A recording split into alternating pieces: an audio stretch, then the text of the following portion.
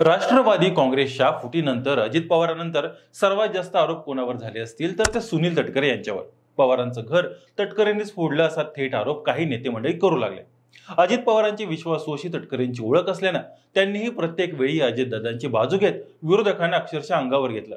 लोकसभेला याच सुनील तटकरे यांना पराभवाचा धक्का देण्यासाठी महाविकास आघाडीनं जंगजंग छाडलं. मात्र मतदारसंघातील कार्यकर्त्यांचं जाळं आणि एक हाती वर्चस्व यामुळे तटकरेंचा लोकसभेला विजय झाला. परंतु आता श्रीवर्धन विधानसभा मतदारसंघातून सुनील तटकरेंच्या कन्या आदिती तटकरे यांचा करेक्ट कार्यक्रम करण्यासाठी शरद पवारांनी कुणबी कार्ड खेळलंय. या ठिकाणी कुणबी समाजोन्नती संघाचे अध्यक्ष अनिल नवगणे यांना तिकीट देऊन पवारांनी मोठा डाव टाकलाय. त्यामुळे आदिती तटकरे यांची आमदारकी कशी धोक्यात आली आहे तेच पाहूयात आजच्या व्हिडिओतून. हॅलो, मी शुभम आणि तुम्ही पाहताय हॅलो महाराष्ट्र.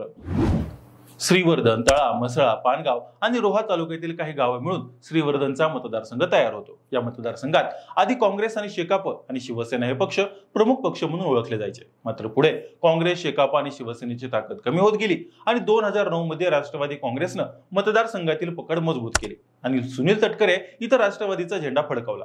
या मतदारसंघात स्वतः सुनील तटकरे, त्यांचे पुतणे अवधूत तटकरे आणि आता विद्यमान आमदार आदिती तटकरे हे निवडून आले. श्रीवर्धन विधानसभा मतदारसंघात मागील निवडणुकीत 39,600 मतांचं राष्ट्रवादीला लीड घेऊन आदिती तटकरे निवडून आल्या होत्या. मागील लोकसभा निवडणुकीत खासदार सुनील तटकरे यांना श्रीवर्धन विधानसभा मतदारसंघात 29,800चा लीड मिळालं होतं. त्यामुळे आदिती तटकरे या हमखास निवडून येतील अशी चर्चा होत असताना श्रीवर्धन विधानसभा मतदारसंघात शरद पवारांनी कुणबी उमेदवार देऊन मोठा डाव टाकलाय. श्रीवर्धन विधानसभा मतदारसंघाच्या निवडणुकीचा विचार करता कुणबी समाज व मुस्लिम समाज यांची भूमिका महत्वाची आहे. मागील लोकसभा निवडणुकीत मुस्लिम समाज हा पूर्णपणे महाविकास आघाडीच्या पाठीमागे राहिल्याचं दिसून आलं. त्यामुळे या निवडणुकीत त्यांची भूमिका काय असेल याकडे सगळ्यांचं लक्ष लागलं आहे. दुसरी महत्वाचं म्हणजे या विधानसभा मतदारसंघात सर्वात मोठा समाज कोणता असेल तर तो कुणबी समाज. कुणबी समाजच श्रीवर्धनचा आमदार ठरवतो असं बोललं तरी ते चुकीचं ठरणार नाही. शरद पवारांना सुद्धा याची जाणीव आहे. त्यामुळेच त्यांनी अनिल नवगणे या कुणबी उमेदवाराला तिकीट देऊन मोठा डाव टाकला. यावेळी माणगाव नगरपंचायतीचे माजी नगराध्यक्ष ज्ञानदेव पवार यांचेही नाव सुरुवातीला चर्चेत होतं. मात्र पवारांनी अनिल नवगणे यांना तिकीट दिलं. अनिल नवगणे हे खरं तर ठाकरे गटाचे जिल्हा प्रमुख. मात्र आमदारकी लढवण्यासाठी अगदी अखेरच्या क्षणी त्यांनी शरद पवार गटात प्रवेश केला. राज्यात सध्या आरक्षणाचा विषय चांगलाच तापलाय. त्यामुळे जातीचं राजकारण महत्वाचं म्हटलंय. अनिल नवगणे हे कुणबी समाजातून येत असल्यानं आणि श्रीवर्धन मध्ये कुणबी समाजच निर्णायक असल्यानं शरद पवारांनी ऐनवेळी अनिल नवगणे यांना विधानसभेचं तिकीट दिल्याचं बोललं जाते. कुणबी प्लस मुस्लिम मतांची बेरीज करून श्रीवर्धनचं मैदान मारण्याचा शरद पवारांचा डाव दिसतोय. तर दुसरीकडे आदिती तटकरे या राज्याच्या महिला व बालकल्याण मंत्री आहेत. लाडकी बहीण योजनेमुळे आदिती तटकरे या सुद्धा लोकप्रिय झाल्या. तसेच त्यांचं नाव महाराष्ट्राच्या घराघरात पोहोचलंय.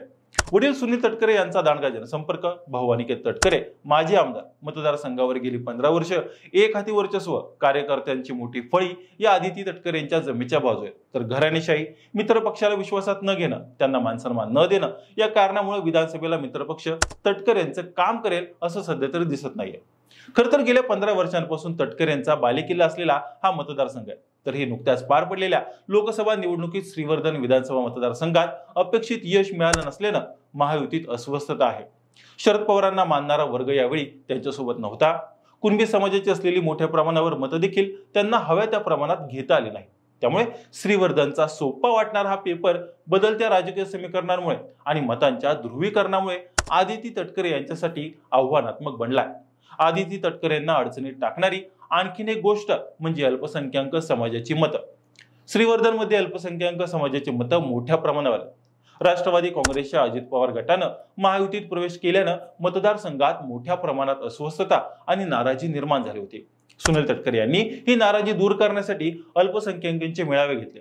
महायुतीत असलो तरी सर्व धर्म समभावाचा विचार सोडणार नसल्याची ग्वाही त्यांनी दिली. मात्र तरीही मतदारसंघात मतांचं धार्मिक ध्रुवीकरण बऱ्याच प्रमाणात झाल्याचं लोकसभा निवडणुकीत दिसून आलं. त्यामुळे आगामी विधानसभा निवडणुकीत विरोधकांपेक्षा धार्मिक ध्रुवीकरण रोखणं हेच मोठं आव्हान असणार आहे.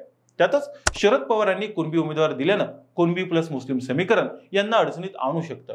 बाकी ग्रामीण भागातील रोजगाराचा प्रश्न, पिण्याचं पाणी हे या मतदारसंघातील मोठे प्रश्न आहेत. याशिवाय श्रीवर्धन मधील ऐतिहासिक वास्तू आणि इतर पर्यटन स्थळांकडे आजपर्यंत दुर्लक्ष केलं गेलं. पर्यटनाच्या चांगल्या सोयी केल्यास स्थानिकांना चांगला रोजगार मिळू शकतो. मात्र अजूनही म्हणावा तसा पर्यटन विकास मतदारसंघात झालेला बघायला मिळत नाही. त्याचाही फटका आदिती तटकरे यांना बसू शकतो. बाकी तुम्हाला काय वाटतं? आदिती तटकरे यांचा पराभव करण्यात शरद पवारांना यश येईल का? तुमच्या प्रतिक्रिया आम्हाला कमेंट करून नक्की कळवा आणि अशाच नवनवीन आणि राजकीय व्हिडिओसाठी हॅलो महाराष्ट्र या आमच्या चॅनलला लाईक, शेअर आणि सबस्क्राईब करायला विसरू नका. व्हिडिओ शेवटपर्यंत पाहिल्याबद्दल धन्यवाद.